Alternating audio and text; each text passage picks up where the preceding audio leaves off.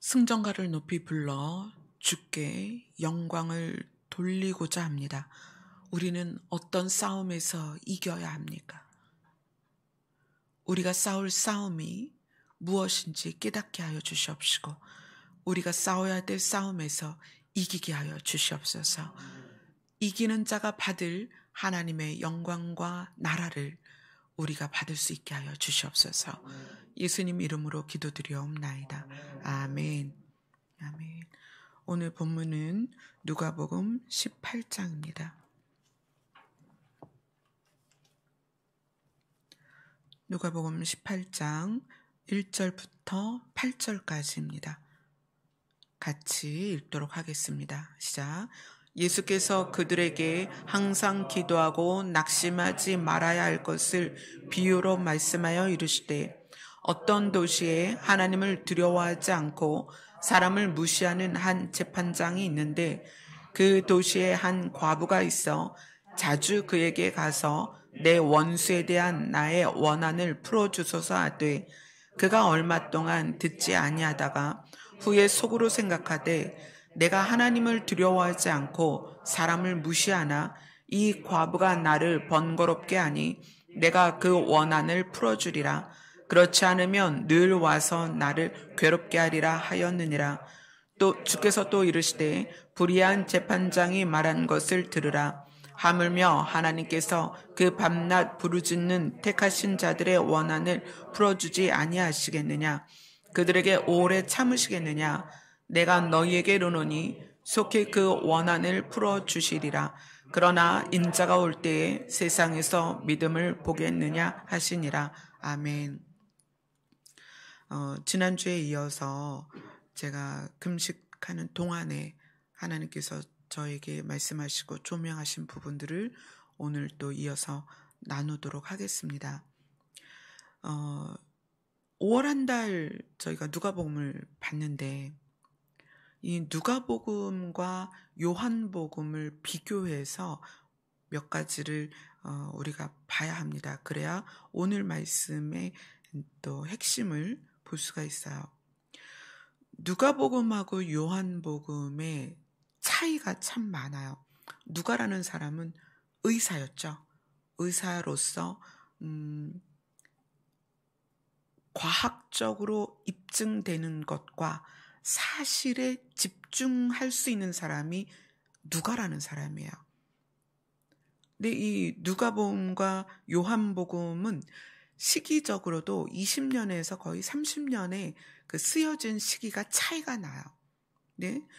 누가복음과 요한복음에서 어떤 차이가 있냐면 오늘 이 18장 누가복음 18장 8절에서 인자가 올 때 세상에서 믿음을 보겠느냐 이런 믿음이라는 단어가 나오는데 누가복음은 믿음이라는 단어를 13번을 얘기하는데 요한복음은 믿음이라는 단어가 2번밖에 나오지 않아요.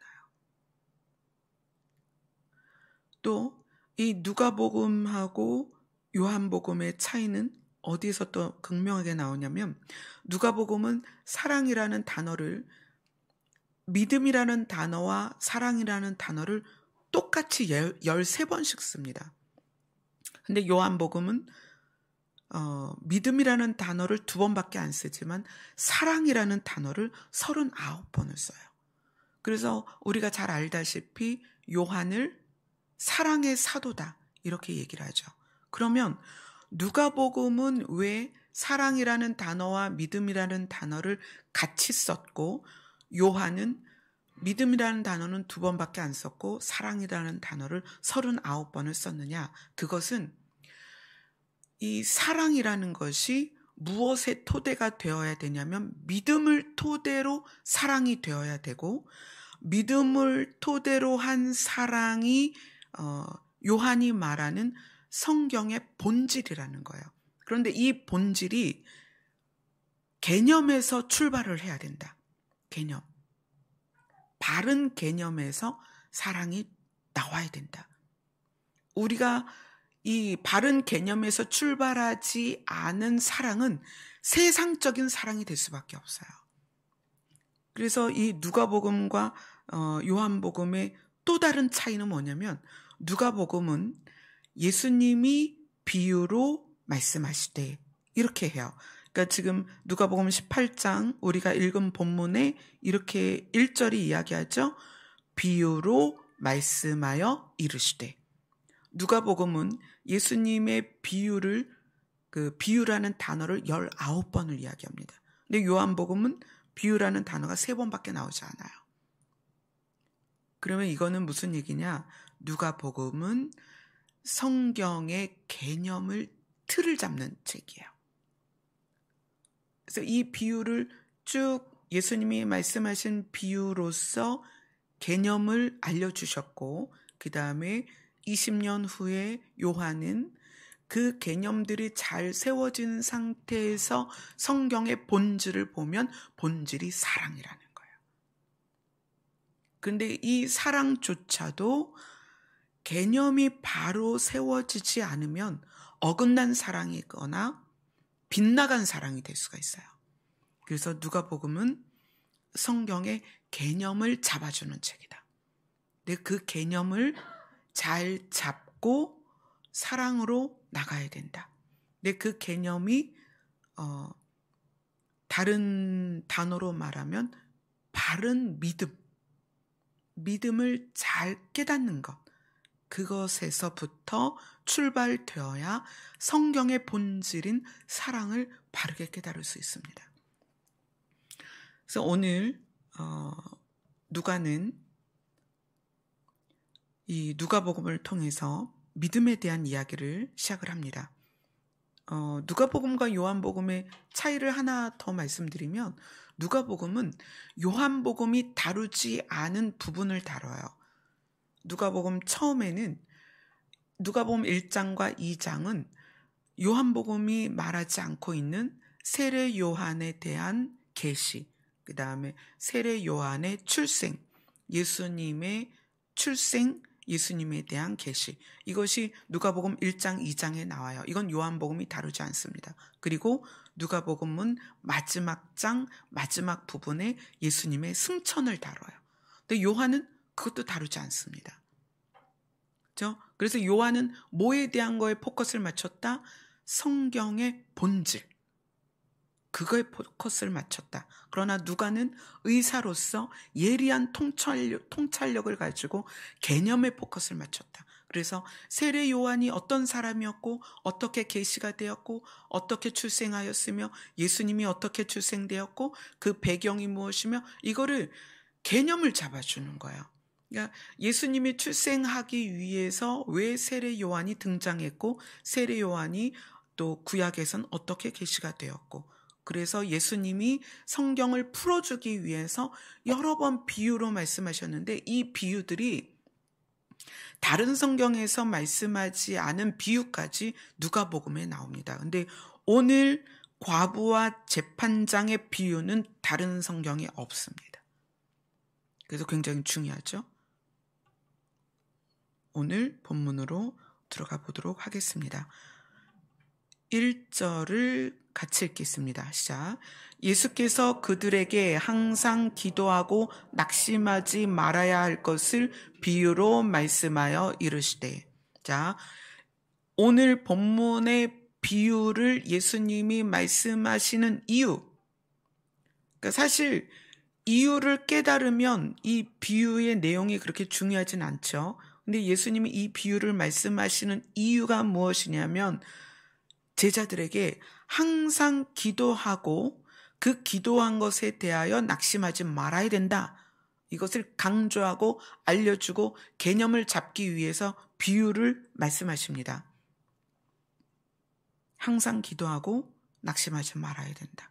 그리고 지난주에 말씀 내용 중에 나로 인하여 실족하지 않는 자는 복이 있다. 이렇게 지난주에 어떤 부분에 나와 있었죠. 오늘은 기도하고 낙심하지 말아야 한다. 왜냐하면 그리고 이제 그걸 쉽게 예를 들어줍니다. 어떤 도시에 하나님을 두려워하지 않고 사람을 무시하는 한 재판장이 있는데 자, 하나님을 두려워하지 않고 사람을 무시하는 재판장이라면 그 판결에 대해서 옳은 판결이 아닐 수가 있죠. 그런데 한 과부가 그를 계속 찾아갑니다. 그를 자주 이렇게 표현해요. 자주 그에게 가서 내 원수에 대한 나의 원한을 풀어주소서 합니다.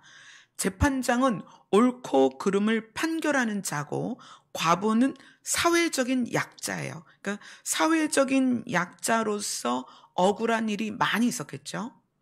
억울한 일이 늘 많은 이 사회적인 약자가, 또 신분적인 약자가 옳고 그름을 판결해야 하는 재판장을 찾아갑니다. 그런데 이 재판장에 단서가 붙어 있죠. 하나님을 두려워하지 않고 사람을 무시한다.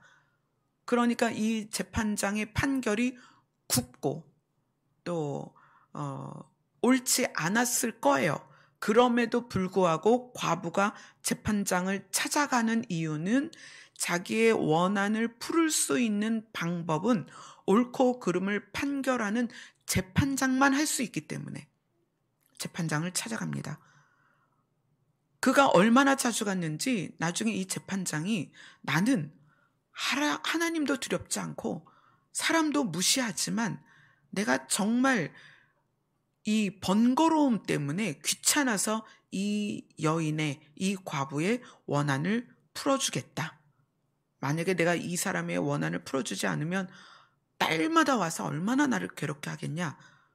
그래서 이 원한을 풀어주겠다라는 선포를 합니다. 그래서 예수님이 이르시되 불의한 재판장이 말한 걸 좀 들어봐라. 귀찮아서라도 원한을 풀어준다고 하지 않냐. 하물며 하나님께서 그 밤낮 부르짖는 택하신 자들의 원한을 풀어주지 아니하시겠느냐. 그들에게 오래 참으시겠느냐. 그리고 이것이 1절 항상 기도하고 낙심하지 말아야 될 이유를 잘 풀어서 비유로 설명을 해주신 거예요. 자, 그런데 제가 아까 말씀드렸죠. 누가복음은 성경의 개념을 잡는 책이다. 이 비유를 일반적으로 어떻게 개념을 잡아버렸냐면, 봐라, 불의한 재판장도 과부가 귀찮게 하니까 그 원한을 풀어주지 않냐. 여러분들 문제가 있으면 하나님께 과부처럼 매달려라. 그러면 하나님이 반드시 해결해 주신다. 라는 개념으로 잡았어요. 그래서 우리가 질병에 걸리면 하나님 고쳐주세요, 고쳐주세요, 고쳐주세요. 문제가 생기면 하나님 이것을 해결해 주세요. 어떤 상황이 힘든 일이 닥쳤을 때 하나님 이것을 해결해 주세요. 라고 기도해야 하고 그러면 하나님이 이것을 들어주신다. 라고 이제까지 우리가 배웠다는 얘기예요. 자, 그러면 이 성경을 그렇게 개념을 잡아서 우리의 삶에 적용했을 때 무슨 문제가 발생하느냐? 저희 남편도 암에 걸렸어요. 병원에 가니까 말기입니다. 3년을 넘길 수 없습니다. 자, 그래서 그때부터 저는 수천 통의 문자를 나눴습니다. 성도들하고, 저의 지인들하고. 여러분, 오늘 남편은 이런 검사를 받았습니다. 오늘 이런 수술을 받았습니다. 오늘은 이런 항암을 했습니다. 여러분 중보해 주세요. 우리의 중보는 이 성경을 근거로 했습니다. 과부가 불의한 재판장인지 알지만 그가 재판을 통해서 옳고 그름을 판결할 수 있는 유일한 사람이기 때문에 과부가 그에게 매달려서 결국 원한을 풀었다. 우리가 열심히 기도하면, 항상 기도하면 반드시 하나님이 기도를 들어주신다. 라는 개념을 우리의 삶에 적용했기 때문에 제가 3년 내내 수천 통의 문자를 보내면서 중보를 요청했고 또 저 자신도 그렇게 기도를 했다는 거예요. 자, 그런데 남편이 3년 후에 하나님 앞으로 갔습니다. 자, 그러면 이 성경을 가지고 기도한 우리는 뭐가 되냐는 거예요.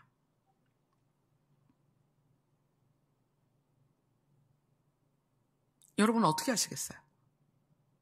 우리의 기도가 부족했나요? 제 기도가 과부보다 부족했나요? 뭘까요? 여러분들은 이 성경을 개념화해서 문제가 있을 때, 사건이 있을 때, 상황이 있을 때 매달렸단 말이에요. 과부처럼. 그런데 우리의 삶에는 해결되지 않는 문제가 있고 치료되지 않는 질병이 있고 여전히 우리에게 매여져 있는 무거운 짐이 있단 말이에요.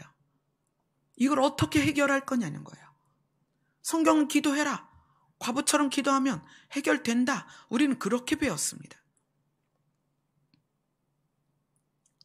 개념을 잘못 잡은 거예요. 우리에게 오는 질병은 기도에 의해서 고쳐질 때가 있지만 하나님께서 우리에게 제한을 두신 생명의 그 연한 때문에 하나님께서 우리를 데려가시는 도구로서의 질병이 있다는 거예요. 우리를 데려가시는 도구로서의 질병은 고쳐지지 않습니다. 하나님께서 우리를 데려가셔야 되니까. 우리에게 맞닥뜨려지는 어떤 큰 문제가 있는데 그것이 과부처럼 자주 또는 밤낮 불을 질져도 그 문제가 해결되지 않을 때가 있어요. 왜냐하면 그 문제로 인하여 하나님이 더 큰 일을 계획하고 있다면 그 문제는 해결되지 않습니다. 오히려 그 문제를 우리가 넘어가야 할, 해결돼서 넘어가는 게 아니라 우리가 스스로 이겨서 넘어가야 할 때가 있다는 거예요. 그래서 오늘 이 누가복음 18장 1절로 8절은 절대 우리 삶의 문제에 적용시키는 그런 비유가 아니라는 거예요. 자, 그럼 뭐냐? 이 누가복음 18장 1절로 8절은 언제 어떤 상황에서 적용돼야 되느냐?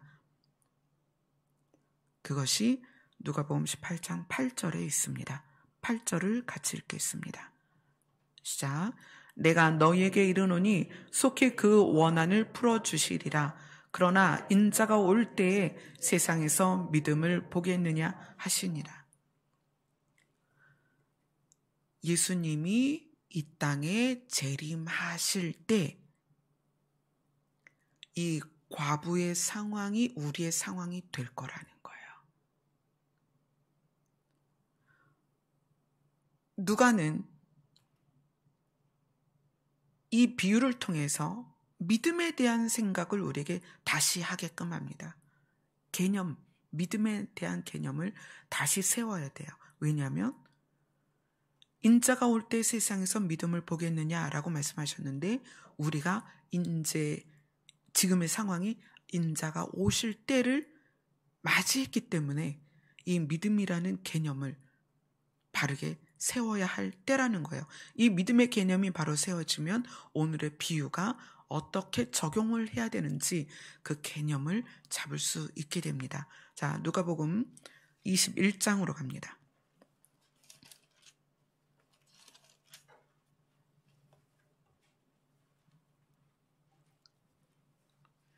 자, 누가복음 21장으로 가면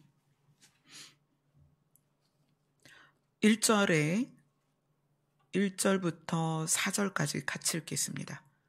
자, 예수께서 눈을 들어 부자들이 헌금함에 헌금 넣는 것을 보시고 또 어떤 가난한 과부가 두렙돈 넣는 것을 보시고 이르시되 내가 참으로 너희에게 말하노니 이 가난한 과부가 다른 모든 사람보다 많이 넣었도다. 저들은 그 풍족한 중에 헌금을 넣었거니와 이 과부는 그 가난한 중에 자기가 가지고 있는 생활비 전부를 넣었느니라 하시니라. 이 부분을 교회들이 어떻게 적용하냐면 가난한 과부가 자기 전 재산을 바친 것처럼 헌금을 그렇게 해야 된다. 이렇게 적용을 해요. 이 부분은 21장 처음에 왜 등장했느냐? 18장에 과부가 등장한 것처럼 21장에 과부가 등장한 이유가 있어요. 21장은 예수님께서 환난의 징조와 그 다음에 인자의 오심을 다루는 장이에요. 근데 예수의 다시 오심, 재림을 다루기 위해서 과부를 등장시켰는데, 이 과부가 등장된 이 모습이 뭐냐면, 과부가 사회적인 약자로, 신분적인 약자로서 어떤 도움도 받지 못하고 연약한 상태로 있었다는 그 모습, 즉 교회가, 성직자가, 성도들이 타락해서 과부를 돌보지 않는 그 상황을, 시대적인 상황을 보여주는 거예요. 교회의 타락. 자, 우리는 지금 예수님께서 인자가 올 때 믿음을 보겠느냐 했습니다. 그 믿음을 지금 개념을 잡아가야 되는데, 그 예수님이 오시는 때의 사회적인 형상이 가난한 과부가 있는데 그의 전 재산이 두렙돈이었다는 거예요. 동전 2개였다는 거예요. 제가 어제 교회 2층에서 이제 이런저런 일을 하다가 그 복잡했던 장을 드디어 열고 정리를 시작했어요. 막 정리를 하다 보니까 봉다리에서 동전이 나왔는데, 그 10원짜리 요즘 동전 조그맣잖아요. 그거 몇 개랑 옛날 10원짜리 큰 동전 몇 개가 나왔어요. 그래서 그것도 제가 저금통에 넣었는데, 그 동전, 화폐 가치로서 가장 작은 단위의 그 동전 2개 같은 두렙돈이 과부의 전 재산이었다는 거예요. 그럼 무슨 얘기예요? 교회가 타락했다는 얘기예요. 이 과부를 돌봐야 될 제사장이 타락했다는 거예요. 예수님께서 예수님의 오심을 다루기 직전에 그 모습을 보여주시는 거예요. 그리고 그 다음 모습이 뭐냐면 5절부터 9절까지입니다. 같이 읽겠습니다. 시작. 어떤 사람들이 성전을 가리켜 그 아름다운 돌과 헌물로 꾸민 것을 말하매 예수께서 이르시되 너희 보는 이것들이 날이 이르면 돌 하나도 돌 위에 남지 않고 다 무너뜨려지리라. 그들이 물어 이르되 선생님이여 그러면 어느 때에 이런 일이 있겠사오며 이런 일이 일어나려 할 때에 무슨 징조가 있사오리까? 이르시되 미혹을 받지 않도록 주의하라. 많은 사람이 내 이름으로 와서 이르되 내가 그러하며 때가 가까이 왔다 하겠으나 그들을 따르지 말라. 난리와 소요의 소문을 들을 때에 두려워하지 말라. 이 일이 먼저 있어야 하되 끝은 곧 되지 아니하리라. 예수님이 다시 오실 때의 사회적인 현상은 교회가 타락해서 가난한 자를 돌보지 않고 또 사회적인 그 빈부의 격차가 극심하게 나타나는 거예요. 부자는 헌금함에 돈을 철렁거리면서 남들에게 보여주면서 내가 이만큼 부자다라는 모습이 있고, 가난한 사람은, 가난한 과부는 자기의 전 재산을 봐라, 난 이렇게 가난하다, 두렙돈을 넣는 이 사회적인 극빈층과 부유층의 모습이 보여집니다. 자, 교회가 타락하면 사회가 이렇게 돼요. 그리고 예수 그리스도의 다시 오심 직전에 일어나야 될 일이 성전이 무너지는 것입니다. 교회가 완전히 무너지고 세상에서 짓밟히게 되죠. 그리고 나서 10절부터 19절까지 예수 그리스도의 다시 오심의 때에 일어날 일들을 예수님이 말씀하십니다. 10절부터 19절입니다. 시작. 또 이르시되 민족이 민족을, 나라가 나라를 대적하여 일어나겠고 곳곳에 큰 지진과 기근과 전염병이 있겠고 또 무서운 일과 하늘로부터 큰 징조들이 있으리라. 이 모든 일 전에 내 이름으로 말미암아 너희에게 손을 대어 박해하며 회당과 옥에 넘겨주며 임금들과 집권자들 앞에 끌어가려니와 이 일이 도리어 너희에게 증거가 되리라. 그러므로 너희는 변명할 것을 미리 궁리하지 않도록 명심하라. 내가 너희의 모든 대적이 능히 대항하거나 변박할 수 없는 구변과 지혜를 너희에게 주리라. 심지어 부모와 형제와 친척과 벗이 너희를 넘겨주어 너희 중에 몇을 죽이게 하겠고 또 너희가 내 이름으로 말미암아 모든 사람에게 미움을 받을 것이나 너희 머리털 하나도 상하지 아니하리라. 너희의 인내로 너희 영혼을 얻으리라. 자, 21장 1절로 4절에서는 사회에서 교회가 역할을 못하고 교회가 타락한 모습을 그대로 보여줍니다. 교회 안에 부자들이 있는데 그 부자들이 헌금함에 헌금을 넣을 때 사람들이 그들의 헌금의 양을 볼 수 있도록 그렇게 많은 헌금을 하고 있어요. 그리고 그 옆에서 가난한 과부는 자기의 전 재산을 내고 있는데 그것이 두랩돈이었다는 거예요. 자, 초대교회의 모습을 생각해 보세요. 초대교회는 각자의 재산을 내어놓고 초대교회 내의 그 가족들이 서로의 필요를 채워줬습니다. 그게 초대교회의 모습이었죠. 근데 예수님이 사역하시던 그 시절의 사회상은 어땠다? 교회의 모습은 어땠다? 부자와 과부가 극명하게 대조되는 모습이었고 그 모습이 결국 성전이 무너지는 상황까지 가고 그 다음에 예수 그리스도의 다시 오심이 있을 것이다. 이것이 그대로 지금 우리가 겪고 있는 이때의 모습이라는 거예요. 빈부의 격차가 해결되지 않고 그것이 어디에서? 교회 내에서조차. 교회 내에서조차 하나님께서 말씀하신 균등하게 하려 함이라라는 그 마음이 하나님의 마음이 교회 안에서도 실현이 되지 않는다는 거예요.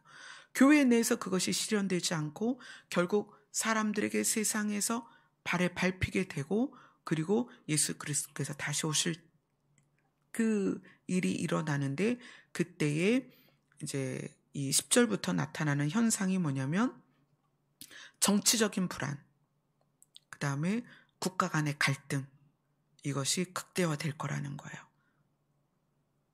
정치적인 불안과 또 나라와 나라 사이의 정치적인 갈등, 국가 간의 갈등은 예전부터 늘 있어 왔죠. 그러나 주님이 오시기 직전에는 그게 극대화될 거라는 거예요. 그것과 함께 있을 일들이 자연계의 어떤 비상식적인 현상들이죠. 생태계가 무너지고 자연계에 있을 수 없는 일들이 일어날 거라는 거예요. 그러면서 이제 극명하게 나타날 일이 뭐냐면 12절에 있는 것처럼 내 이름으로 말미암아. 예수님의 이름으로 말미암아 우리가 핍박을 받는 때가 올 거라는 거예요. 이것이 20절에서 28절에 보면 누가복음 21장 20절에서 28절에 보면 20절에서 24절은 이스라엘이 겪을 환란이에요. 그래서 그것은 이미 2000년 전에 이루어졌고 그래서 디아스포라가 되어서 전 세계에 흩어졌다가 다시 나라를 재건하고 이스라엘이 모였죠. 자, 24절로 28절까지는 성도들이 당할 일이에요. 이제 우리가 당할 일이죠. 자, 25절부터 28절입니다. 같이 읽겠습니다. 시작. 1월 성신에는 징조가 있겠고 땅에서는 민족들이 바다와 파도의 성난 소리로 인하여 혼란한 중에 곤고하리라. 사람들이 세상에 임할 일을 생각하고 무서워함으로 기절하리니 이는 하늘의 권능들이 흔들리겠음이라. 그때 사람들이 인자가 구름을 타고 능력과 큰 영광으로 오는 것을 보리라. 이런 일이 되기를 시작하거든 일어나 머리를 들라. 너희 속량이 가까웠느니라 하시더라.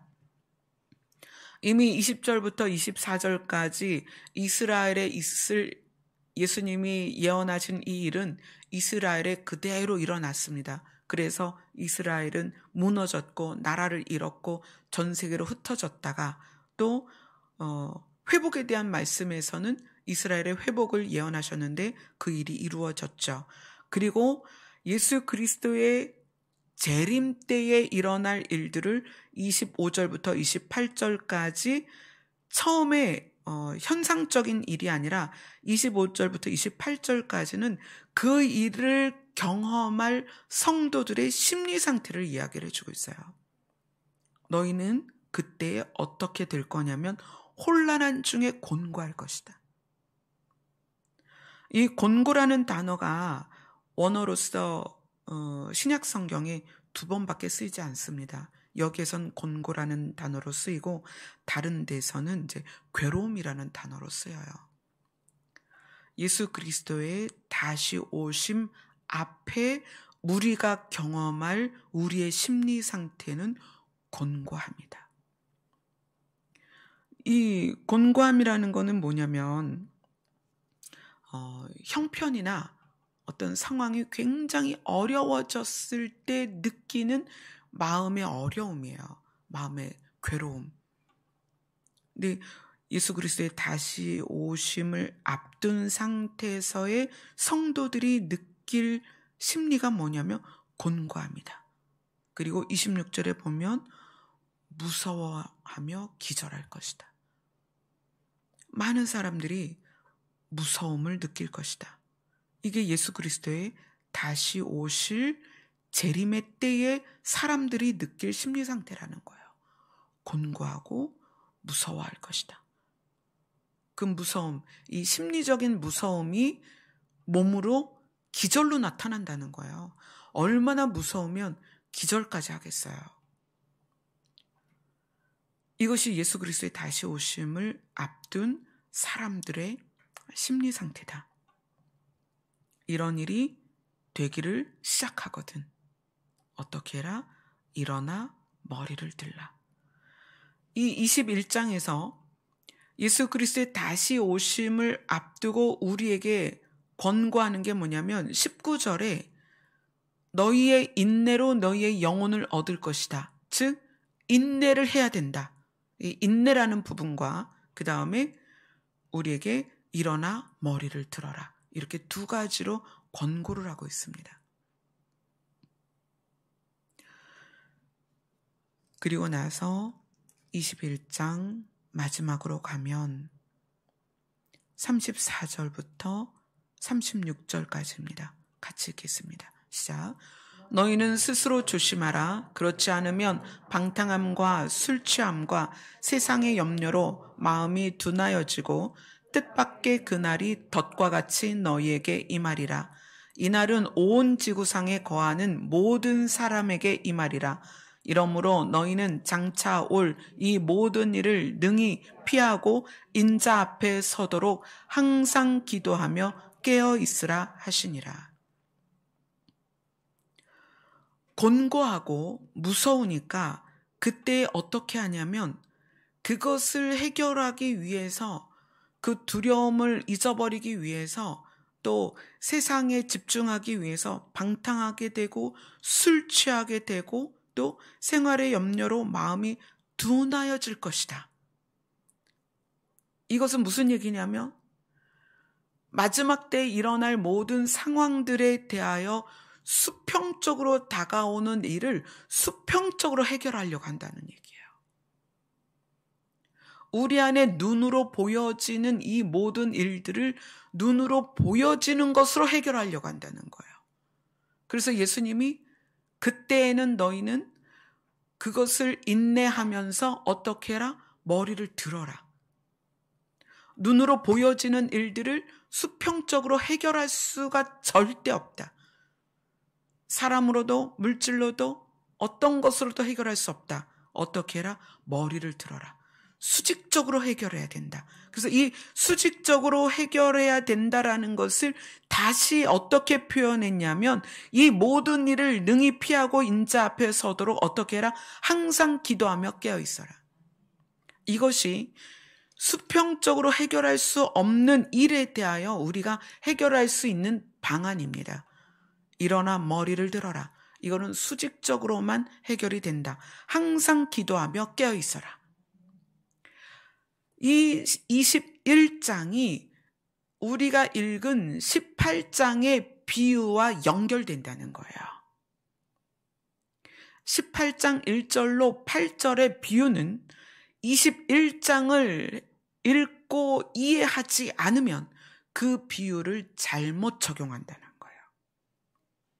그러니까 그 비유 1절에 18장 1절에서 8절까지 과부가 재판장을 찾아가서 졸랐던 그 모습을 삶에다가 적용시켜 버리면, 여러분 가난해지면 여러분 하나님 앞에 과부처럼 기도하세요. 매달리세요.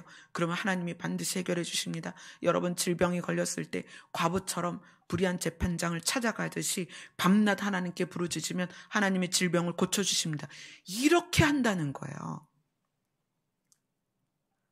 항상 깨어서 쉬지 않고 기도하는 것, 항상 깨어서 기도하는 이 부분은 수평적인 문제를 해결하려고 하는 것이 아니라 예수 그리스도의 다시 오심을 앞둔 우리가 수평적으로 일어나는 모든 일들, 정치적인 불안, 국가 간의 갈등, 생태계의 혼란, 또 믿는 자들을 박해하는 이 박해, 이건 전부 우리의 수평적인 문제들입니다. 이것을 해결하기 위해서 기도를 하라는 게 아니라 수직적으로 이제는 고개를 들어서 하나님을 보아야 되는데, 왜냐? 예수 그리스도의 다시 오심이 가까이 왔기 때문이다. 우리의 기도는 수평적인 문제를 해결하기 위한 수단이 아니다. 자, 우리가 본문으로 다시 돌아가도록 하겠습니다. 누가복음 18장입니다.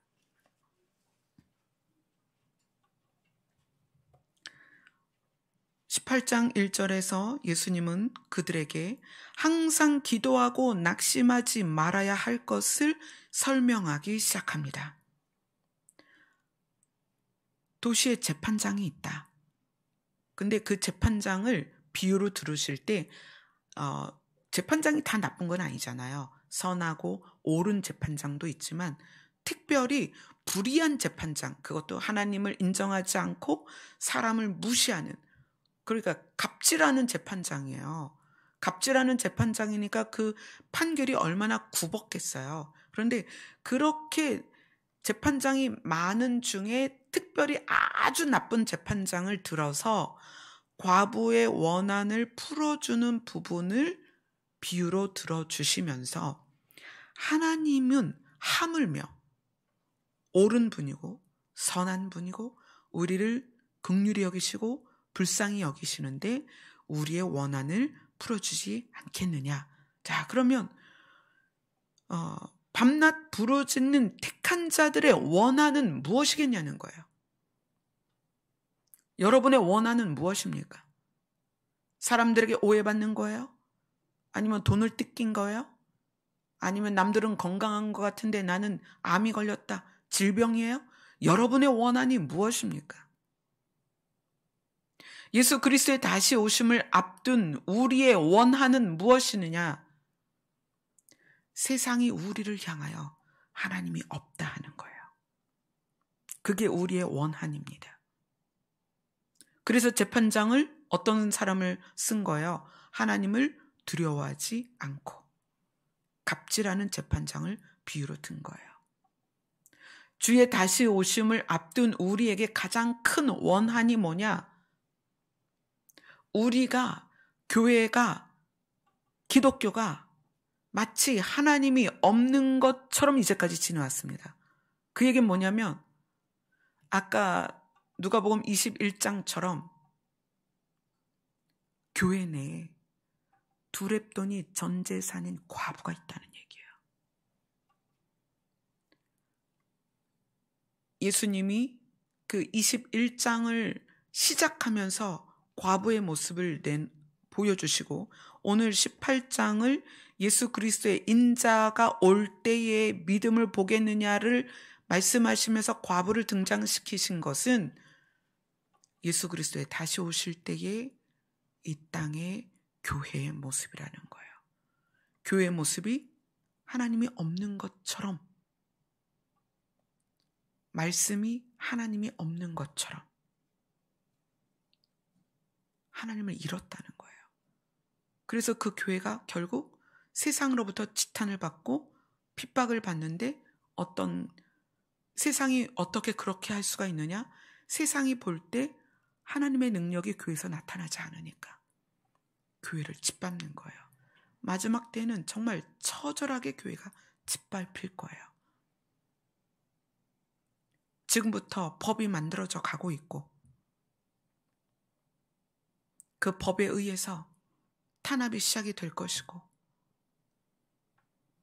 많은 사람들이 교회를 떠날 것입니다. 그러할 때 정말 하나님이 살아계시다는 것을 믿고 있는 성도들은 억울한 거예요. 아니야, 사람이 하나님으로부터 만들어졌고 이 세상도 하나님이 만드셨고 반드시 분명히 하나님은 계셔. 이것을 증명할 길이 없게 되는 그런 때가 옵니다. 세상은 교회의 십자가를 띠게 될 것이고 교회의 이름으로 모임을 못 갖게 될 것이고 성도들은 어디 나가서도 식사기도조차 못하게 될 것입니다. 그러한 때에 성도의 원한이 가득할 때 예수님은 우리에게 무엇을 말씀하시냐? 항상 기도하고 낙심하지 말아라. 너희의 원한을 하나님께서 풀어주실 것이다. 속히 풀어주실 것이다. 속히 그 원한을 풀어주실 것이다. 어떤 방법으로? 예수님이 이 땅에 오시는 것으로. 모두가 볼 것이다. 창으로 찌른 자도 볼 것이요. 욕을 한 자도 볼 것이요. 하나님이 없다 하는 거짓말한 자도 볼 것이다. 내가 속히 올 것이다. 성경의 마무리는 그렇게 합니다. 내가 속히 올 것이다. 그리고 18장 8절에서 예수님이 그렇게 말씀하십니다. 내가 너희에게 이르노니 속히 그 원한을 풀어줄 것이다.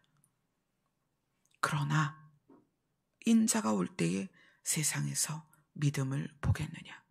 이 믿음은 무엇이냐면 수평적으로 일어나는 모든 일들, 관계의 어려움, 가난 또는 건강의 문제, 또 핍박의 문제, 이런 모든 문제들을 맞닥뜨린 상황에서 이것을 수평적인 상황에서 풀어내는 것이 아니라 고개를 들어 하나님을 볼 사람이 몇이나 있겠냐는 거예요. 믿음은 무엇이냐? 믿음은 예수 그리스도를 선택하는 것이다. 지난주에 말씀드렸습니다. 현실이 무엇이냐? 가장 분명한 현실, 가장 확실한 현실은 예수 그리스도다. 왜? 우리가 보는 수평적인 관계 안에서 있는 우리가 보는 모든 것들은 사라지는 것들이기 때문에 우리의 눈으로 볼 수 있지만 현실은 아니다. 다 사라지고 없어지는 것이다. 가장 현실은 예수 그리스도다. 그러면 믿음은 무엇이냐? 그 예수 그리스도를 선택하는 것이다. 지금 우리는 실감하지 못합니다. 그러나 앞으로 여러분은 정말 뼈저리게 실감하게 될 거예요. 무엇을? 마지막 때다라는 것을 뼈저리게 실감할 거라는 거예요. 그런데 예수님이 그때 너희가 낙심하지 말아야 되고 내 이름 때문에 실족하지 말아야 되는데 그러지 않기 위해서 너희가 기도를 해야 된다. 정말 항상 깨어 기도해야 된다. 근데 그 기도가 무엇이다? 고개를 들어 하나님을 보는 것이다. 하나님을 바라는 것이다. 그런데 그것을 이 18장에서는 예수님이 믿음이다. 그것이 믿음이다. 어떤 상황에서도 하나님을 바라보는 것이 믿음이다.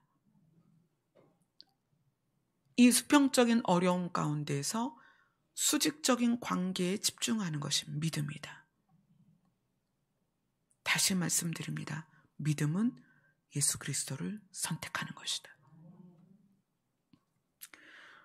우리가 믿음을 오해하는 부분이 뭐냐면 은혜를 많이 받으면 믿음이 커질 거라고 생각합니다. 은혜를 받는다는 게 뭐였죠? 금요일 날은 제가 여러분에게 이런 질문을 했어요. 여러분의 마음을 하나님께 바친다는 게 무엇이냐고 그렇게 질문을 했는데 여러분 은혜를 받는다는 게 뭐예요? 은혜를 받는다는 거는 말씀을 듣다가 그것이 마음에 감동이 되는 거예요. 기도를 하다가 하나님이 우리에게 어떤 하나님이 존재하는 것을 느끼도록 여러 방향에서 우리를 터치하시는 거예요. 그게 마음으로 터치가 될 수도 있고 감각으로 터치가 될 수도 있죠. 그게 은혜입니다. 뭐 찬양을 하다가 또 내가 집에서 말씀을 쓰고 읽다가 또는 설교를 통해서 또는 사람들과의 대화를 통해서 여러 방향으로 은혜를 받습니다. 여러분, 우리는 그래서 늘 은혜를 구해요. 하나님 은혜를 주세요. 뭐 감동을 주세요. 그렇게 하죠. 그런데 여러분, 은혜를 받는 것이 믿음은 아닙니다. 믿음은 뭐냐면 은혜가 나에게 주어져서 부어져서 내가 어떤 상황이 딱 맞닥뜨려졌을 때 그 은혜를 기억하고 예수 그리스도를 선택하는 거예요. 예수 그리스도를 선택하는 것까지 가는 게 믿음입니다. 환상을 많이 보고 은사가 여러 가지 임해도 그것을 믿음이라고 할 수는 없습니다. 은사는 도구예요. 일할 때 일꾼이 쓰는 장비라는 거예요. 도구예요. 그것이 내 믿음은 아니다. 그래서 성경이 그런 말씀을 하죠. 비춤을 받고 신령한 것을 맛보아도 타락하면 회개케 될 수가 없다. 우리가 신령한 것을 경험할 수 있습니다. 그러나 그것은 믿음은 아니에요. 믿음은 어디에서 증명되느냐? 우리가 어떤 상황에서 예수 그리스도를 선택할 때 그것이 믿음입니다. 그래서 우리의 믿음의 성장은 항상 기도로서 믿음이 성장되는 거예요. 기도는 무엇이다? 하나님을 대면하는 것입니다. 하나님을 바라보는 거예요. 하나님께 집중하는 거예요. 그 시간을 많이 가지면서 내가 어떤 상황에서 어떤 일이 있을 때 하나님을 선택할 수 있는 힘이 키워지는 거예요. 여러분들이 예배 시간에 교회를 찾아오고 여러분 중에는 정말 오랜 시간을 차를 타고 이동해서 이곳에 오시는 분들이 있어요. 구리에서 오시는 분만 해도 아침 8시에 차를 타십니다. 주일날 아침 8시에 차 타기 위해서 얼마나 분주하시겠어요. 많은 시간을 들여서 이동해서 여기까지 오시는 이유가 뭐냐는 거예요. 여기에서 아무리 많은 것을 듣고 많은 시간을 이곳에 함께 한다 해도 그것이 믿음은 아니라는 거예요. 믿음은 우리의 삶의 모든 상황에서 결론을 예수 그리스도에게로 가져가서 예수 그리스도께 집중하고 어떤 선택을 해야 되는 상황이 있다면 모든 것을 뒤로하고 예수 그리스도를 선택하는 것. 그것이 믿음입니다. 그래서 예수님이 너희들이 마지막 때에 사람을 의지하지 마라. 두렵고 떨리고 무섭고 기절하게 될 것이다. 그때 고개를 들고 나를 봐라.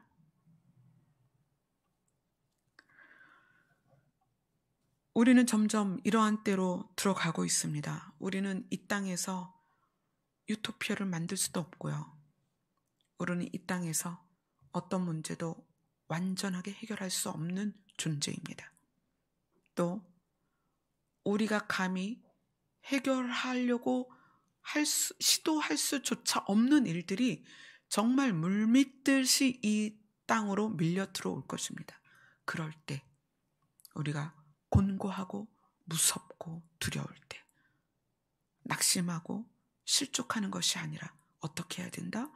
예수 그리스도를 바라보고 예수 그리스도를 부르고 예수 그리스도를 선택해야 된다. 아멘. 자, 따라합시다. 믿음은 예수를 선택하는 것이다. 수평적인 관계 안에선 어떤 것도 우리를 원한에서 풀어줄 수 없습니다. 이 원한을 풀어준다는 것이 우리가 읽은 그 21장에서는 속량이라는 단어로 나옵니다. 속량. 예수 그리스도께서 우리를 속량하신 것이 지금은 믿음으로 받아들인 것이고, 그것이 적용되는 시점은 예수님께서 다시 오셨을 때예요. 속량이 적용될 것이고 원한을 풀어주실 것이고, 그리고 우리는 그것을 실제로 경험하게 될 것입니다. 다음 주에는 이 말씀을 이어서 또 보게 될 것입니다. 여러분들이 만나는 수평적인 관계에서의 상황에서의 문제들에 여러분이 크게 집중하지 않았으면 좋겠습니다. 오늘 18장에서 말씀하신 예수님의 비유는 예수 그리스도께서 우리에게 다가오시는 지금의 시점에서 우리가 반드시 깨달아야 하고, 우리가 항상 기도하며 깨어 있어야 될 이유를 설명하시기 위한 비유입니다. 믿음은 주님을 선택하는 것입니다. 믿음은 어떤 상황에서도 예수님을 붙드는 것입니다. 아멘. 기도하겠습니다. 인자가 올 때에 세상에서 믿음을 보겠냐고 예수님께서 말씀하셨습니다.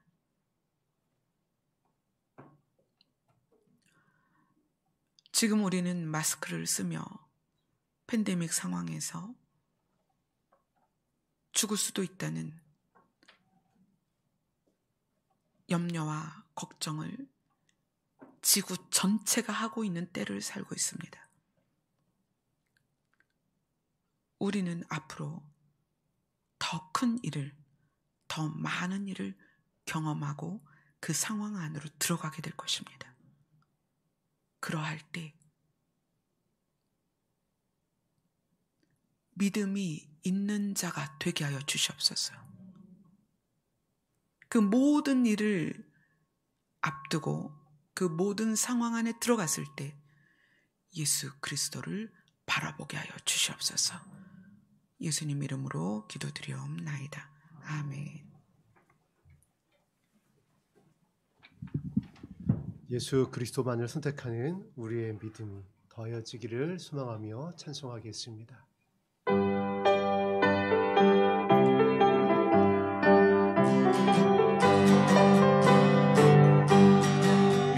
믿음의 법 증거 아니 되어도 믿음만을 가지고서 늘 걸으며 믿기에 아무 소리 아니 들려도 하나님의 약속 위에 서리라.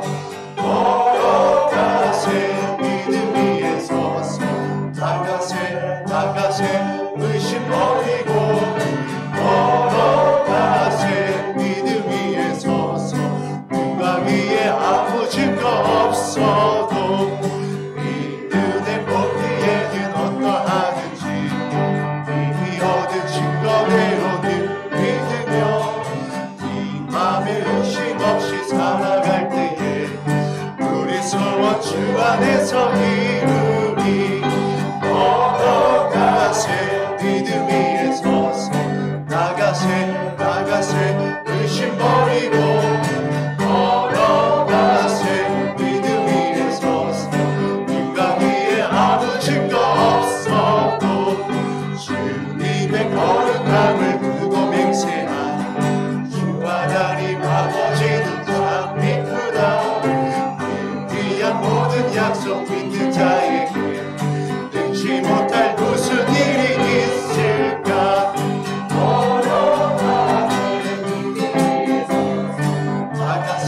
나가세 의심 버리고 걸어가세 믿음 위에 서서. 다시 한번 찬송합니다. 이 눈에 아무 증거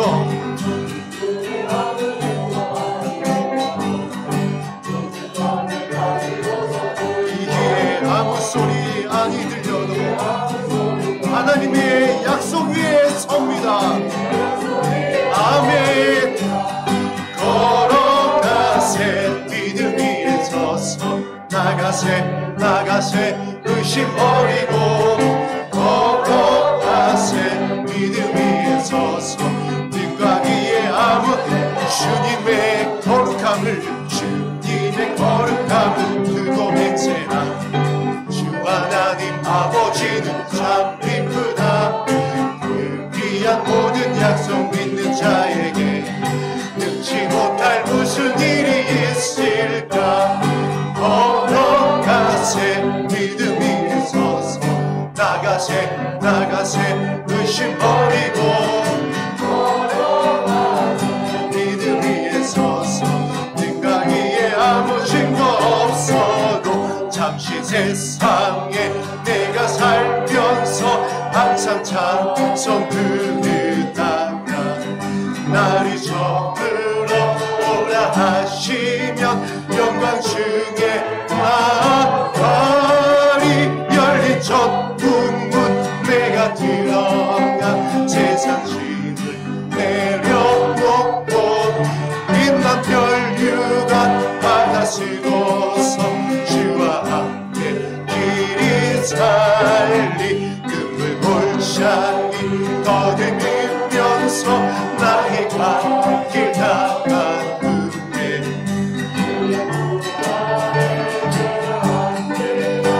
영원토록 살리로다 열린 첫 문문 내가 들어가 세상 짐을 내려놓고 빛난 별유관 받아 쓰고서 주와 함께 길이 살리 나의 가는 길 멀고 험하며 작은 곳 보는 길고 고난 나의 몸 쉴 곳 없어도 봄빛 달이 밝아오리 열린 첫 문문 내가 들어가 세상 짐을 내려놓고 빛난 별유관 받아 쓰고서 주와 함께 길이 살리 안수하시고 죽음 없는 날 사모하며 기다리니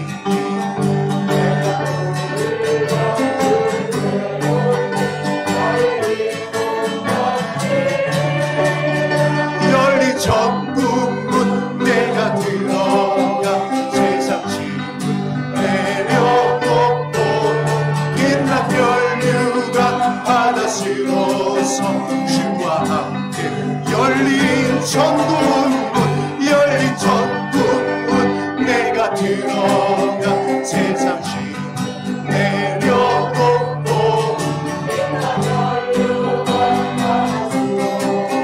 주와 함께 길이 살리 할렐루야. 마지막에 결론을 아버지 하나님의 나라가 될 수 있도록 축복하신 하나님께 박수로 영광 올려드립니다.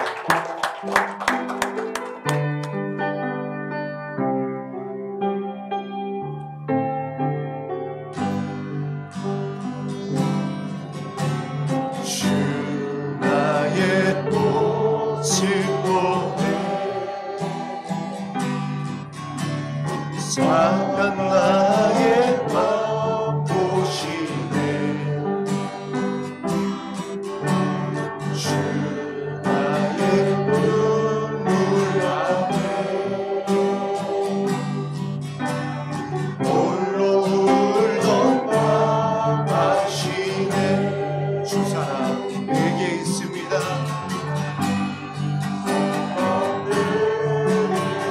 그 사랑이 날 채우십니다. 그 사랑이 날 채우네. 주 그때 내게 있네.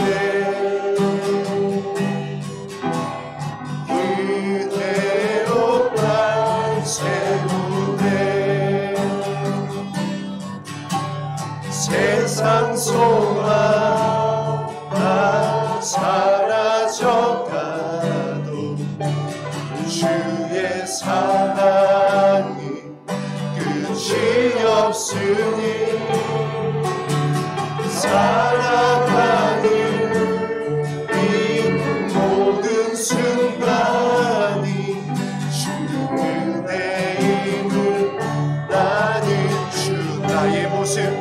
바라보십니다.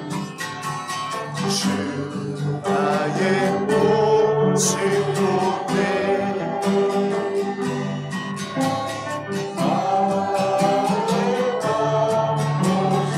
주 나의 눈물을 아십니다. 주 나의 눈물 앞에 홀로 울던 나 다시 세상 소망 다 사라져가도 세상 소망 다 사라져가 주의 사랑이 끝이 없으니 살아가는 이 모든 순간이 주님의 나는 세상 소망 다 사라져도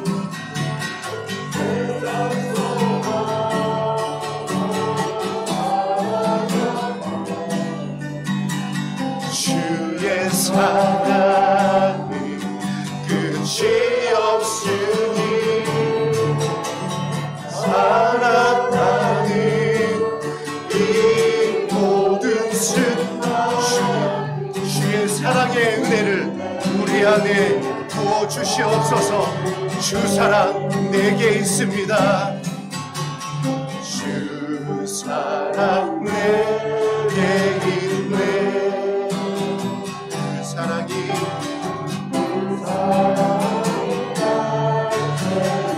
아멘. 주 은혜 내게 있네. 은혜로 날 세우네. 세상 소망 다 사라져가고 주의 사랑이 끝이 없으니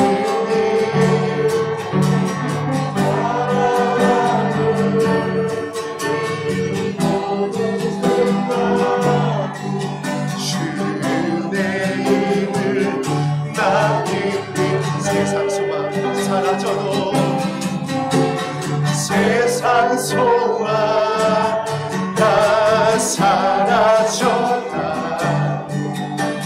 주의 사랑이 끝이 없 살아가는 이 순간이 살아가는 이 모든 순간이 주의 힘을 나는 주의 힘을 믿습니다.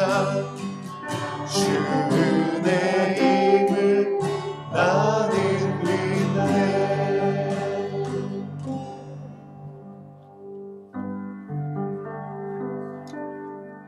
하나님께서 우리에게 은혜를 주시는 이유는 우리가 하나님의 존재를 깨닫게 하시려고 하는 거예요. 이 땅에서 잘 살아야 되고 형통해야 하기 때문에 은혜를 주시는 게 아니라 하나님 자신이 존재한다는 것을, 하나님이 우리를 사랑한다는 것을 알려주시려고 다양한 방법으로 우리에게 은혜를 주시는 거예요. 그렇게 우리가 은혜를 받았다면 앞으로도 받을 것이고, 우리가 그 은혜 안에 있다면 우리는 모든 상황에서 예수 그리스도를 선택하는 믿음을 소유해야 됩니다. 하나님, 우리가 주를 선택하기를 원합니다. 어떤 상황에서도 우리가 주를 선택할 수 있는 믿음이 되도록 우리를 도와주시옵소서. 주의 이름을 부를 수 있도록 우리를 도와주시옵소서. 우리 함께 기도하도록 하겠습니다.